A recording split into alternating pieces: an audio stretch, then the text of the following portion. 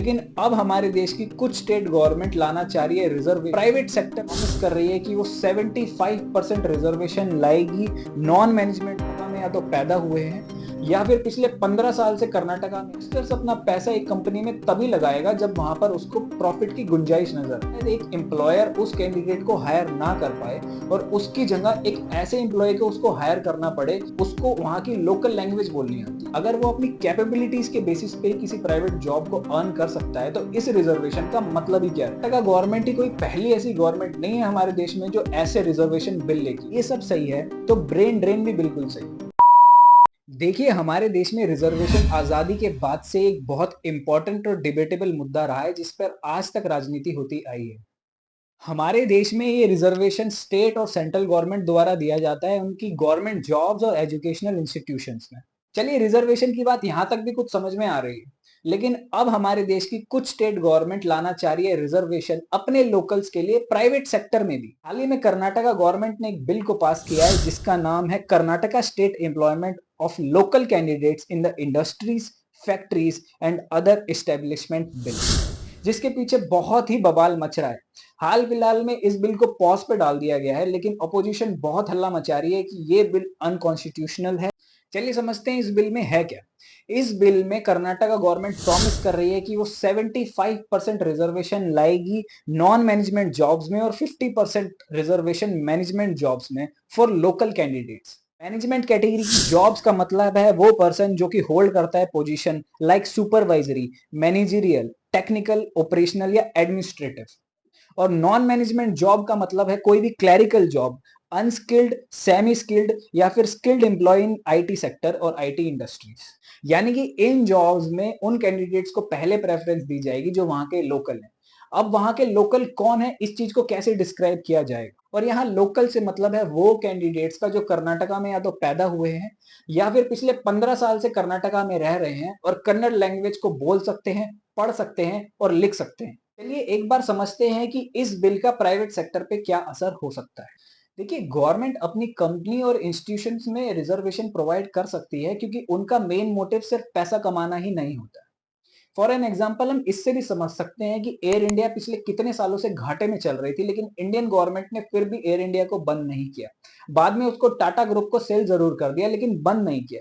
वहीं दूसरी तरफ आज भी इंडियन पोस्ट सर्विस घाटे में चल रहा है लेकिन फिर भी उसको बंद नहीं करेगी इंडियन गवर्नमेंट। वहीं अगर आप किसी प्राइवेट सेक्टर की कंपनी पे नजर डालेंगे तो एक प्राइवेट कंपनी को चलाने के लिए इन्वेस्टर्स की जरूरत होती है, और इन्वेस्टर्स अपना पैसा एक कंपनी में तभी लगाएगा जब वहां पर उसको प्रॉफिट की गुंजाइश नजर आए। इसका मतलब सीधा सा है कि प्राइवेट कंपनी को अपने इन्वेस्टर्स को प्रॉफिट निकाल के ही देना है, नहीं तो वो या तो बैंक करप्ट हो जाएगी या फिर बंद हो जाएगी। तो किसी भी प्राइवेट कंपनी को प्रॉफिट अर्न करने के लिए सबसे बड़ा रिसोर्स अगर कुछ चाहिए तो वो उसकी वर्कफोर्स है।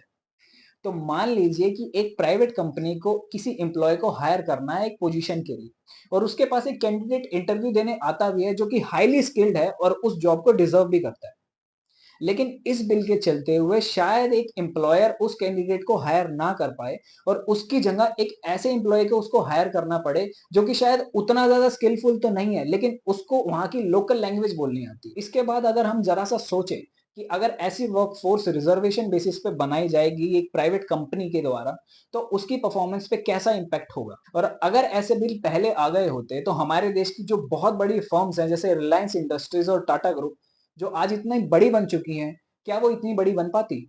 और क्या कोई कैंडिडेट जो हाईली स्किलफुल है और बहुत नॉलेज रखता है किसी पर्टिकुलर फील्ड में, उसको किसी रिजर्वेशन की जरूरत है प्राइवेट सेक्टर में एक जॉब को लेने के लिए, या क्या वो अपनी कैपेबिलिटी के बेसिस पे वो जॉब ले सकता है? अगर हाँ, अगर वो अपनी कैपेबिलिटीज के बेसिस पे किसी प्राइवेट जॉब को अर्न कर सकता है तो इस रिजर्वेशन का मतलब ही क्या रह गया?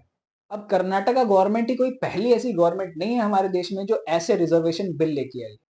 2019 में आंध्र प्रदेश गवर्नमेंट भी कुछ ऐसा ही बिल लेके आई थी जिसमें वो प्रॉमिस कर रही थी 75% रिजर्वेशन अपने लोकल्स को इन प्राइवेट सेक्टर। वहीं 2020 में हरियाणा गवर्नमेंट भी कुछ ऐसा ही रिजर्वेशन बिल लेके आई थी जहां पर वो भी 75% रिजर्वेशन प्रॉमिस कर रहे थे हरियाणा के लोकल कैंडिडेट्स को उन कंपनीज में, उन प्राइवेट कंपनीज में जो अप टू 30,000 रुपए सैलरी देती है और जहां कम से कम 10 एम्प्लॉयज काम करते हैं। तो इस मामले में मेरा पॉइंट ऑफ व्यू क्या है ये मैं आप लोगों के साथ जरूर शेयर करना चाहूंगा। देखिए, सबसे पहले हमको रिजर्वेशन का मेन मोटिव समझना चाहिए।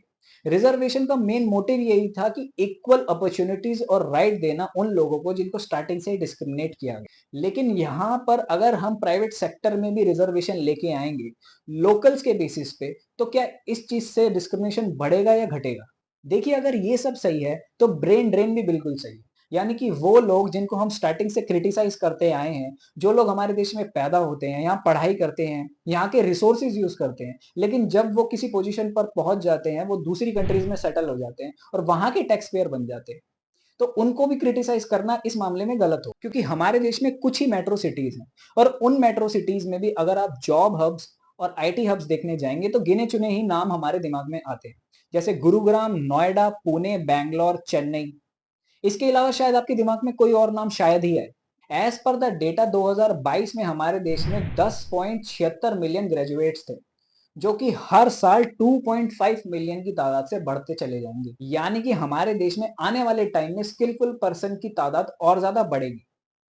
और ऐसे में जो गिनी चुनी जॉब हब्स हैं और मेट्रो सिटीज हैं, वहां पर भी प्राइवेट सेक्टर में अगर रिजर्वेशन दिया जाने लगा लोकल्स के आधार पर या किसी और आधार पर भी, तो हमारा बिल्कुल हक नहीं बनता उन लोगों को क्रिटिसाइज करने का जो बाहर देश में जाकर सेटल हो जाए। ऐसी और इन्फॉर्मेटिव वीडियोस के लिए मेरा चैनल सब्सक्राइब जरूर करें। Thank you so much.